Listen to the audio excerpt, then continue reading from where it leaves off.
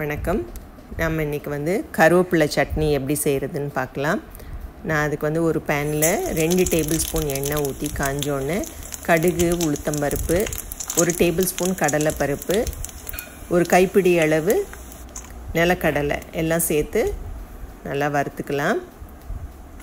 ஒரு 4 காஞ்ச மிளகா நான் வந்து சேர்க்குறேன். ஒரு அரை டீஸ்பூன் பெருங்காயத்தூள் சேர்த்துக்கலாம்.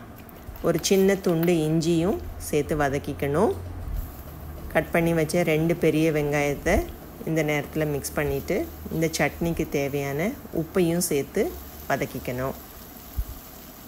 வெங்காயம் கொஞ்சம் நல்லா வதங்கினோன்னே ஏற்கனவே கழுவி சுத்தம் பண்ணி வச்சுருக்கிற 1 கப்பு கருவேப்பிலையை சேர்த்து வெங்காயத்தோடு மிக்ஸ் பண்ணிக்கணும்.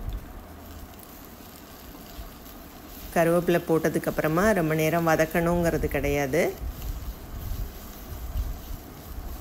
ஒரு 1 மினிட்லேயே நம்ம வந்து அடுப்பை ஆஃப் பண்ணிவிட்டு நல்லா ஆறினோன்னு சட்னியாக அரைச்சி எடுத்துக்கலாம். நான் ரொம்ப தண்ணி ஊற்றலை, திக்கான சட்னியாக தான் இருக்குது.